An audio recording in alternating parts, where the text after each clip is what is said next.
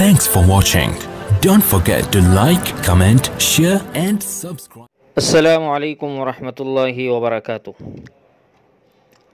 अज़ीज़ दोस्तों, सूरज ग्रहण या चाँद ग्रहण के मौके पर बाज़ लोगों को ये कहते हुए सुना जाता है कि सूरज ग्रहण या चाँद ग्रहण के दरमियान नहीं खाना चाहिए, यानी खाना नहीं खाना चाहिए, क्योंकि इस दरमियान खाने की वजह से पेट में कीड़े हो जाते हैं। उनकी ये बात बिल्कुल गलत और बेअसल है। इस तरह की बात न किसी हदीस से साबित है, न सहाबा के कौल और फ़ेल से और अमल से, और बज़ाहिर मेडिकल साइंस भी ऐसा नहीं कहती। सूरज ग्रहण और चाँद ग्रहण ये दोनों अल्लाह ताला के मुकर्रर किए हुए कानून फ़ितरत के ताबे हैं, लेकिन चूँकि आम मामूल के ख़िलाफ़ हैं, यानी उमूमन ऐसा होता नहीं है, कभी कभार ये होता है, इसलिए इसके ज़रिए अल्लाह ताला की कुदरत कामिला को समझने में मदद मिलती है। इसीलिए इस मौके पर नमाज और ज़िक्र के अहतमाम का हुक्म दिया गया है, ताकि इंसान की गाफिल तबीयत बेदार हो जाए।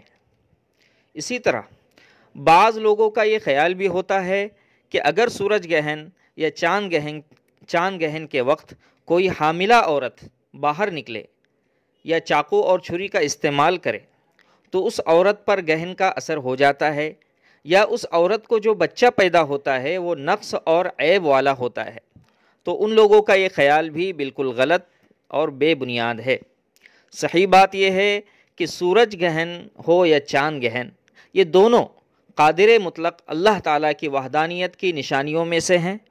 जो लोग चाँद या सूरज की परस्तिश करते हैं उनके लिए एक तंबीह और ज़िल्लत है कि तुम जिन चीज़ों को खुदा समझते हो वो इतने कमज़ोर हैं कि उनकी रोशनी ले ली गई तब भी वो कुछ नहीं कर सकते।